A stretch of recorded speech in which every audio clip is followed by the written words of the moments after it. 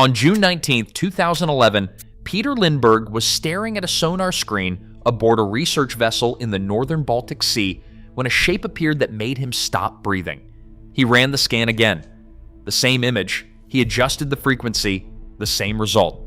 A round shape 60 meters across with edges so geometrically sharp they looked engineered. And behind it, gouged into the sea floor in a perfectly straight line, a 300-meter trench. It looked like something massive had plowed across the ocean floor at tremendous speed and then stopped dead. Lindbergh had spent decades pulling treasure from the Baltic. He had recovered a golden chariot from a 17th century warship. He had salvaged 3 Faberge eggs worth a combined $84 million. He had seen things on the seafloor that most people cannot imagine, but he had never seen anything like this. He later said, "I have been out at sea for many years, but nothing compares." When his team returned a year later to investigate, every piece of electronic equipment aboard the ship died the moment they crossed within 200 meters of the object. Satellite phones, GPS, sonar, cameras, all of it gone. Not gradually, completely. As if something beneath the water had reached up and flipped a kill switch. They reversed course. 200 meters out, everything came back online. They approached again. Dead. Pulled back. Alive. They tested it over and over. The pattern was mechanical. Absolute binary. The crew started calling it the dead zone. For 13 years, no one could explain what was generating that field, or what the object was made of, or why its geometry looked engineered, but its material looked volcanic. Scientists dismissed it as a glacial deposit. Case closed. Then in 2025, a university research vessel scanned beneath it for the first time using sub-bottom profiling technology, and what they found destroyed the only explanation science had. The object is not part of the seabed. It is sitting on top of it, detached, separate, placed. This is the full story. Every scan, every dive, every lab result, and why the truth may be far stranger than any theory anyone has proposed. The Ocean X team that made this discovery was not a group of amateurs. Peter Lindbergh and his co-founder Dennis Asberg had spent years mapping the Baltic seafloor with their crew aboard the research vessel Silas. They had discovered wrecks ranging from the 1600s to World War I freighters. They had recovered over 1,000 bottles of 1917 cognac from a sunken Swedish steamer off the Åland Islands. These were serious professionals with serious track records. On that final day in June 2011, on the last run of a 9-day expedition, the sonar painted something that defied every frame of reference they had. The shape was not just round. It rose 3 to 4 meters above the surrounding seafloor and appeared perched on top of an 8-meter-tall pillar-like feature, as if the entire disk was sitting on a pedestal the height of a 4-story building.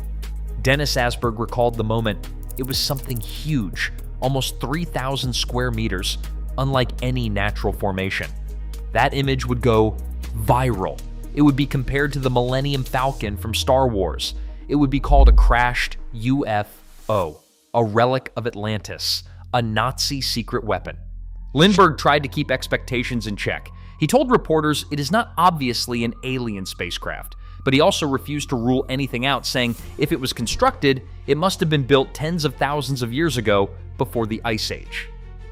Now, pay attention to this next part because this is where the geology stops making sense.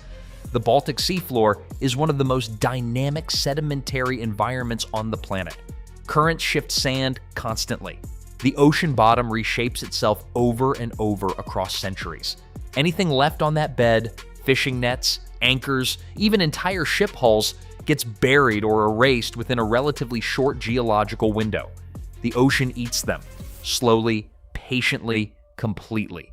But when Lindbergh and Asberg returned with higher resolution instruments months after the initial discovery, a trench 300 meters long behind the anomaly was still there. Still. Sharp-edged, deep. Crisp ridges of displaced material piled on either side and heaped at the terminus, as fresh as though it had been carved yesterday, even though the surrounding sediment patterns suggested it had been there for a very, very long time. Fresh.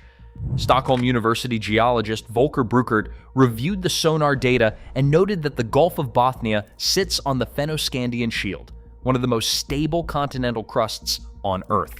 No active faults, no submarine volcanoes, no geological mechanism that could produce a gigantic independent mass and drag it sideways across the seabed in a perfectly straight line. Bruckert noted that a glacial deposit from the last ice age would leave chaotic random abrasion patterns scattered in every direction. Irregular. Messy. The kind of disorganized scratching you find everywhere glaciers have passed. Not a ruler-straight trajectory ending in precise arrest. Not a landing strip. Finnish planetary geomorphologist Jarmo Korteniemi proposed that the runway was most likely a drumline, a natural hill of glacial till shaped by ice flow. That explanation accounts for the linear shape, but drumlins are typically elongated mounds with smooth, rounded profiles. They do not terminate in a circular disc 60 meters across with sharp geometric edges. Korteniemi himself acknowledged that volcanic-based explanations are not plausible on the Fennoscandian Shield because it is a thick craton with no active volcanism since the Proterozoic era, which ended over 500 million years ago. The object displayed zero geological continuity with the floor beneath it.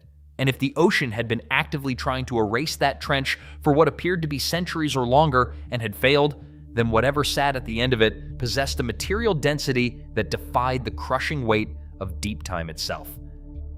But that was not even the strangest part, because when the Ocean X team went back to get a closer look, the anomaly fought back. I described the dead zone at the start of this story. Now let me give you the full picture of what happened. The team returned in the summer of 2012 with upgraded equipment, better sonar, higher resolution cameras, satellite communication gear, additional crew, and technical specialists. At a safe distance, everything worked perfectly. Phones held signal, navigation tracked clean, sonar painted the seabed in sharp detail. System checks came back green across the board. Then they crossed within approximately 200 meters of the object's center. Everything died. Satellite phones dropped to zero. Navigation lights flickered and went black. The sonar screens filled with blinding white noise. Static. Nothing. The entire electronic suite collapsed simultaneously, as if someone had thrown a kill switch somewhere beneath the water. The crew ran full diagnostics. They cycled power on every system. They swapped cables. They attempted cold restarts. They checked for hardware damage. Nothing responded. The instruments were not broken. They were suppressed. Then, almost experimentally, they reversed course. They pulled back beyond the 200-meter line, and like flipping a switch, everything came back online. Phones reconnected, cameras recorded, sonar swept the floor with precision as if nothing had happened. They tested the boundary over and over, approach after approach, retreat after retreat. Every single time they crossed that invisible threshold, total electronic failure. Every single time they pulled back, full restoration. The pattern was mechanical, absolute, repeatable. There was no gradual degradation, no partial signal loss. It was binary. Inside the zone, dead. Outside the zone, alive. The crew started calling it the dead zone, and the more they tested it, the more unnerved they became. Volker Bruckert, reviewing the electromagnetic data from the expedition, could not account for the phenomenon with any known geological model. A rock rich in iron or magnetic minerals might nudge a compass. It might cause a minor deflection in sensitive instruments. It could not kill satellite communications, drain batteries, and disable digital circuitry across a 200-meter radius. That kind of interference requires active energy output, not passive magnetic presence. The Ocean X crew had sailed over iron-laden wrecks and mineral deposits for years without losing a radio signal. They had anchored directly above magnetic anomalies documented on naval charts without so much as a screen flicker. Whatever was generating this field was operating on a scale that had no geological explanation. And this same equipment failure has been documented on every single return expedition over 15 years, including the June 2025 Stockholm University mission. The captain of that university research vessel, who had never experienced equipment problems in his career, reported GPS failure the moment they positioned above the anomaly. Dennis Asberg also documented radar showing phantom ships appearing and disappearing on screen in clear weather with perfect visibility. Ships that were not there. Something else happened during the early expeditions that adds another layer to this mystery. Lindbergh swore his team to secrecy about the anomaly's exact location, believing the discovery might attract the interest of nearby governments. They turned off cell phones, GPS, radios, and anything else that could be tracked, but they could not stay hidden for long. During one expedition, an ominous-looking black ship appeared. It was a Swedish military vessel, but it made no effort to communicate. According to Lindbergh, the Swedish military had no business being there because the expedition was operating in international waters. According to Asberg's later testimony to Swedish military headquarters in Stockholm, he filmed 6 to 7 NATO vessels from France, Germany, Britain, and the United States encircling the site during other expeditions. In one tense incident, a Swedish Navy corvette blocked his ship's passage. Military officers later denied any knowledge of the matter in private meetings. Asberg was categorical. "I told them I know you were there." But in 2012, the electronic dead zone left the expedition with a choice nobody wanted to make. If machines could not observe the object, human beings would have to go down and touch it themselves. The water temperature at 90 meters in the northern Baltic hovers just above freezing, around 4 degrees Celsius. Cold enough to slow your thinking, cold enough to make your fingers stop responding. Darkness at that depth is absolute. Not dim, not murky, absolute. The kind of black where you cannot see your own hand in front of your mask, where the only proof you still exist is the sound of your own breathing echoing inside your helmet. Stefan Hogeborn, Ocean X's lead diver, was among the first to descend. He was breathing a trimix gas blend of helium, nitrogen, and oxygen, calibrated to keep his brain functioning under the crushing pressure of 9 atmospheres. Every breath hissed through the regulator like white noise.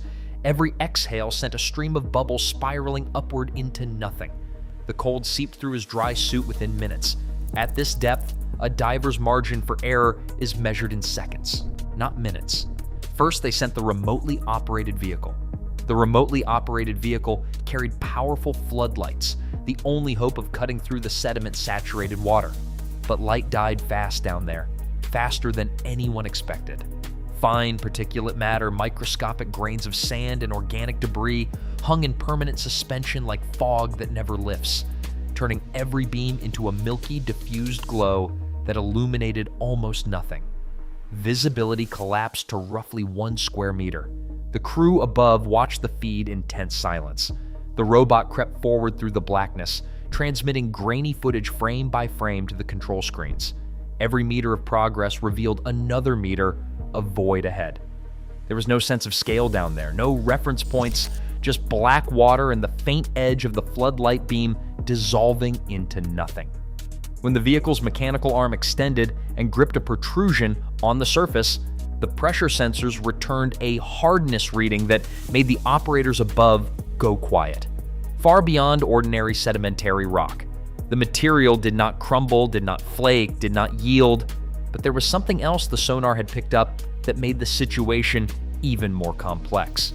Peter Lindbergh confirmed that the team had found a second anomaly, a separate object located approximately 200 meters from the circular formation detected on the same sonar run. Lindbergh said they decided not to publicize the second object because there were enough questions about the first one. The existence of a second anomalous formation in close proximity to the first has never been fully explained or investigated. Then the sea floor changed. The soft mud typical of deep ocean beds gave way to something hard, solid, cold. The camera showed a surface unlike anything the operators had seen. Rough and deeply pitted, yet tightly cohesive. Not eroded pebble, not shattered rock. Something that looked like it had been through a furnace. Hogeborn descended himself. He had 20 years of diving experience. Over 6,000 dives logged. He had seen volcanic formations, coral structures, mineral deposits, shipwrecks encrusted beyond recognition. He thought he had a framework for the unusual. His flashlight beam swept across the thin sediment layer covering the surface. What he saw made him stop swimming. He hung motionless in the water. His breathing slowed, because what his light had illuminated was not the rounded, soft-edged shape of natural erosion. It was a straight wall, perfectly vertical, rising at a precise 90-degree angle from the base, smooth, sheer, deliberate, as if someone had placed it there with a ruler. Högborn swam along narrow corridors where parallel planes met at flawless right angles. He ran his gloved hand along one wall and followed it to its junction with another surface meeting at exactly 90 degrees. In nature, water and sand always round edges over time. Always. It is one of the most fundamental principles of erosion.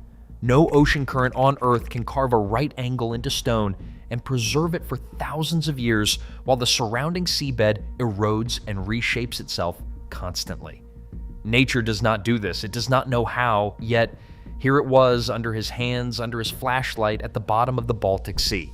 But the discovery that shattered the expedition's understanding was on the object's upper surface, a perfect circular hole approximately 2 meters in diameter, surrounded by a raised square rim, a circle centered precisely within a square, like a reinforced hatch turned to stone. Högborn stopped moving again when he saw it. There is no geological mechanism on this planet that arranges rock into interlocking Euclidean shapes. None. Zero. It does not happen through erosion, deposition, crystallization, or any other natural process cataloged by modern geology. There was also a smaller hole, roughly 25 to 30 centimeters across, that went deep into one of the rocks forming the structure. Högborn said he had never ever seen anything like it. He also found formations of rocks arranged in a perfect ring on top of the structure, as if someone had deliberately placed them there. He described them as looking almost like small fireplaces, with surfaces covered in a dark soot-like substance. And the overall surface itself, he later said, appeared as if somebody had molded it before it turned to stone. It resembled concrete more than natural rock. After emerging from the water, Högborn made a statement that would be quoted for years. I cannot explain what we saw. I went there looking for answers, but I came up with even more questions. During my 20-year diving career, including 6,000 dives, I have never seen anything like this. Normally, stones do not burn. That last line is the key to everything that follows, because the surface of the anomaly was covered in dark blackened patches. Fine cracks ran through it like pottery pulled from a kiln at 10 times the safe temperature. Certain sections looked as though they had once been liquid, molten, before freezing solid in a single violent instant. Stones do not burn, but something had subjected this object to heat so extreme that it left permanent scorched marks on solid rock. There were other anomalies the team documented that have received far less attention. Högborn reported that the water temperature directly at the object was far colder than the surrounding sea. At 90 meters depth, the Baltic holds a constant 4 to 5 degrees Celsius, but his thermometer dropped to nearly -1 degree Celsius at the anomaly. He assumed it was an instrument error, but the same temperature drop was independently measured again during the 2025 expedition, ruling out a single faulty thermometer. The team also reported a radioactivity reading that raised eyebrows. According to their measurements, the ship's anchor, dropped 2 to 3 kilometers from the anomaly, showed radiation levels 6 times higher than normal. These measurements have not been independently replicated by a neutral scientific team. But if accurate, no one has provided a satisfactory explanation. Peter Lindberg summed up the entire experience. We have experienced things that I really could not imagine, and I have been the team's biggest skeptic. I was kind of prepared just to find a stone, a cliff, an outcrop, or a pile of mud, but it was nothing like that. Now I want to pause here and ask you something. Based on everything you have heard so far, the geometry, the electronic dead zone, the burnt stone, the basalt that should not exist in this location, what do you think is at the bottom of the Baltic Sea? Drop your theory in the comments because I want to hear it. And keep watching because the evidence is about to get even stranger. Samples chiseled from those walls and frame-like structures were hauled to the surface and sent to Volker Bruckert's lab at Stockholm University. The hope was simple. Put the material under a microscope. Identify it. Let geology close the case. Instead, the results slammed every door open at once. Bruckert identified samples as basalt, igneous rock formed only when molten volcanic lava cools and solidifies. He ran the analysis multiple times. Same result. The Baltic Sea rests on the Fennoscandian Shield, one of the most ancient and extraordinarily stable continental plates on Earth. No volcanic activity has occurred in this region for tens of millions of years. There is no lava source, no magma chamber, no thermal vent. Finding basalt at the bottom of the Baltic Sea is like finding a permanent glacier in the Sahara Desert. It does not belong, not by any mechanism known to modern Earth science. Under the electron microscope, the crystal structure told a more violent story. The crystal showed unmistakable evidence of exposure to extreme temperatures, thousands of degrees, followed by rapid, almost instantaneous cooling. The kind of thermal shock profile you see in materials exposed to furnace level or atmospheric re-entry level heat and then quenched in cold water. Fine crystals in basalt indicate molten rock that chilled very rapidly, so fast that the crystals did not have time to grow. Bruckert considered and rejected a meteorite impact as the explanation. A space rock slamming into the seabed could theoretically generate enough heat to produce basalt-like material, but that hypothesis collapsed when compared to the divers' geometric evidence. A meteorite striking at hypersonic speed explodes on impact. It shatters, melts, and fuses into a chaotic, glassy, structureless mass. The kinetic energy alone would obliterate any structural order. Every meteorite impact site ever studied shows the same pattern. Destruction, not preservation. No meteorite in recorded science has ever settled gently and left behind square corridors, vertical walls, and perfectly circular frames intact. Two sets of facts that should not coexist.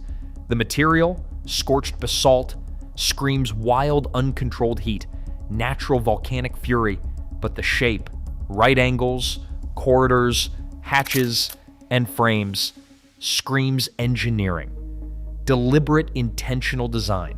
No known natural process on Earth can simultaneously melt stone and sculpt it into precise geometry. But here is where the scientific community split right down the middle. Bruckert, along with Swedish geologists Fredrik Klingberg and Martin Jakobsen, concluded that the feature and rock samples are likely connected to glacial and post-glacial processes. Glaciers could have transported the basalt from a distant volcanic source, depositing it on the sea floor as a glacial erratic. That explanation is scientifically sound. Glaciers do move enormous rocks hundreds of kilometers from their origin. Israeli geologist Steve Weiner analyzed additional samples and stated the materials contain metals that nature could not reproduce on its own. Klingberg and Jakobsen disagreed, stating the limonite and guthite found in samples can form naturally in seabed environments. Neither side has definitively won this argument. Here is the critical detail that most people miss. No one has ever taken a core sample from the main body of the structure itself. Every sample analyzed came from loose debris and rocks around the anomaly, not from the object's core material. The true internal composition of the Baltic Sea anomaly remains completely unknown to this day. For years after the initial dives, the anomaly faded from mainstream scientific attention. Experts at Woods Hole Oceanographic Institution, the Monterey Bay Aquarium Research Institute, and Arizona State University all weighed in with the same general conclusion. Probably natural, probably glacial. The sonar was probably miscalibrated. The geometric features were probably exaggerated by low-resolution imaging. The electromagnetic interference was probably just the team's equipment malfunctioning. Charles Paul, a senior scientist at the Monterey Bay Aquarium Research Institute, called the story curious and fun, but much ado about nothing. Jonathan Hill of the Mars Spaceflight Facility questioned the motives of the Ocean X team, noting that they had announced plans to take wealthy tourists in a submarine to visit the site. Whenever people make extraordinary claims, Hill said, it is always a good idea to consider whether they are personally benefiting from the claim. But Asberg never stopped. He spent 15 years enduring ridicule, rejection from academic institutions, and even death threats. He continued returning to the site. He continued collecting data, and he continued trying to get a major university to deploy proper deep scanning technology. And then came 2025, the year that changed everything. In June, Stockholm University reportedly deployed a research vessel equipped with sub-bottom profiling technology to the Anomaly site. According to Dennis Asberg's account of the expedition, this was the first time acoustic technology that penetrates beneath the seafloor was used to map the density and composition of geological layers under the object. Think of it as an acoustic X-ray that can see through the seabed and reveal what lies below. Asberg said the results were unprecedented in 15 years of investigation.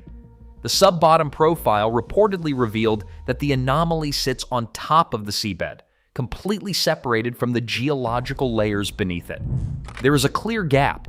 The object is not a geological protrusion growing upward from bedrock. It is not connected to the surrounding geology.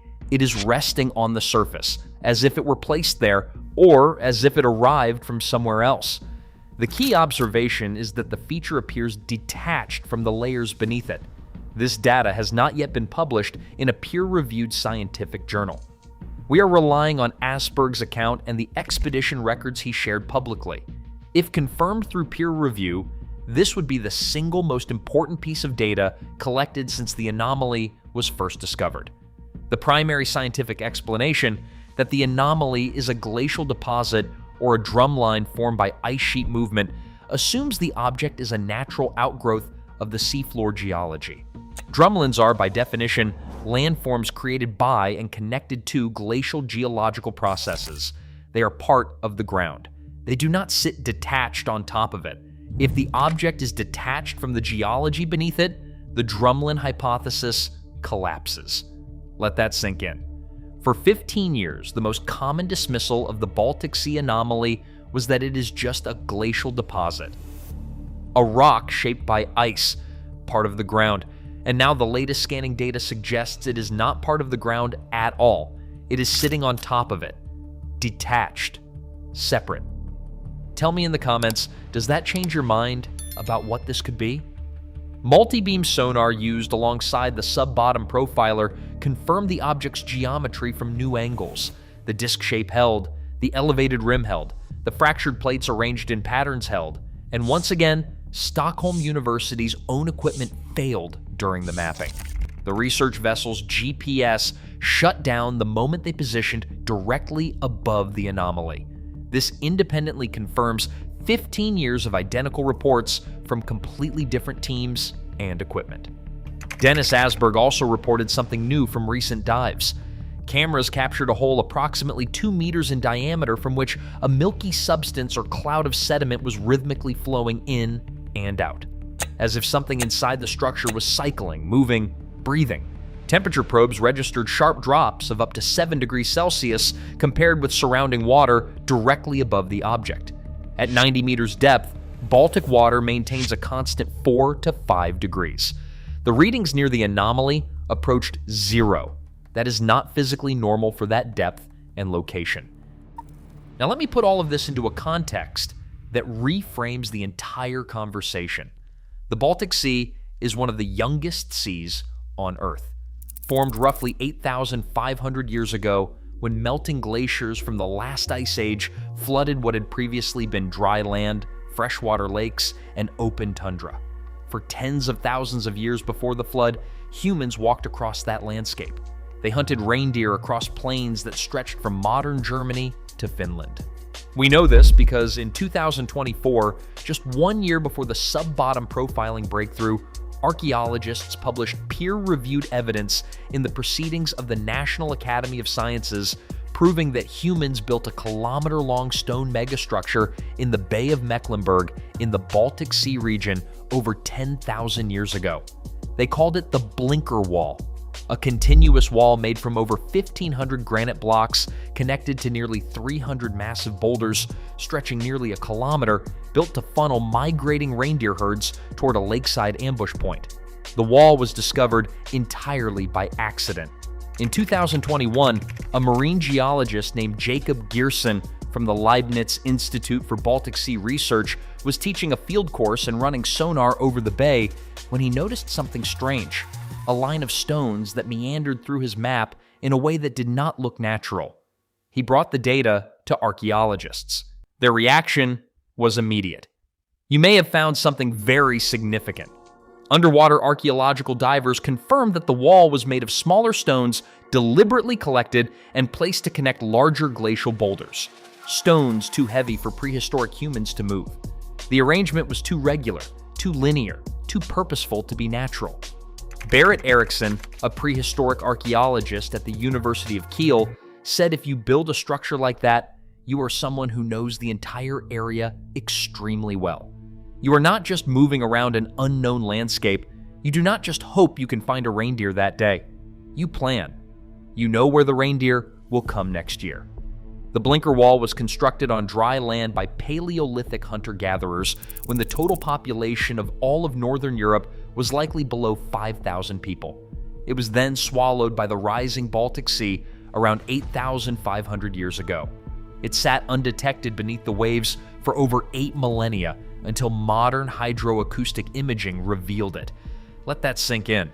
A 1-kilometer artificial structure, older than the pyramids, older than Stonehenge, built by humans, sitting at the bottom of the Baltic Sea, invisible to every survey vessel that passed over it for 8,500 years until advanced scanning technology finally revealed what was hiding beneath the sediment. If that structure could remain hidden for that long, what else is down there? The Anomaly sits at a depth from 85 to 90 meters.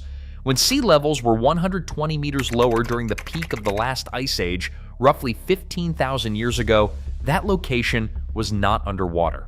It was dry land, possibly a hilltop overlooking freshwater lakes and tundra, a place where ancient people or something else could have built, placed, or deposited a structure that was later drowned by the rising seas and buried under millennia of accumulating sediment. The question is no longer whether artificial structures can exist on the Baltic Sea floor. The answer to that is yes, they can. They do. We have the peer-reviewed proof. The Blinkerwall exists. The real question is, how many more are down there, and whether the Baltic Sea Anomaly is one of them. What do you think? Natural formation, ancient structure, or something else entirely?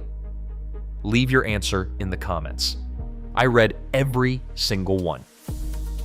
Now let me be clear about what we know and what we do not. The scientific mainstream holds that the anomaly is most likely a natural glacial formation. That is a legitimate position. The northern Baltic is filled with unusual glacial deposits. The initial sonar image was captured with inexpensive equipment that experts criticized as improperly calibrated.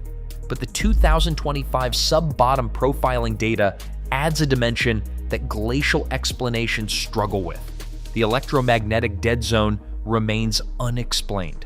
The basalt remains unexplained in a region with no volcanism for hundreds of millions of years. The right-angle geometry remains unexplained. The temperature anomaly remains unexplained. And no core sample from the actual structure has ever been tested. Something is sitting on the floor of the Baltic Sea. Something 60 meters wide. Something that burns but is made of stone.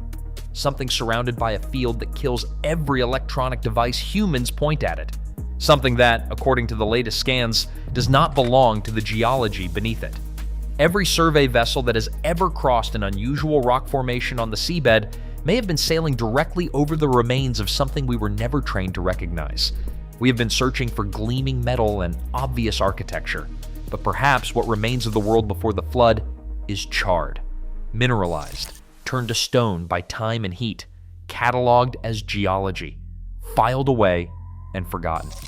In 2025, for the first time, someone pointed the right technology at the right spot, and the answer they got was that this object does not belong where it sits. After 15 years, no one on Earth can tell you with certainty what it is. I showed you what AI scans exposed beneath the Baltic Sea, but there is another ancient site where the same technology revealed something even more disturbing underground. Check out this video where I show you what AI found beneath Gobekli Tepe's pillars and why it changes everything.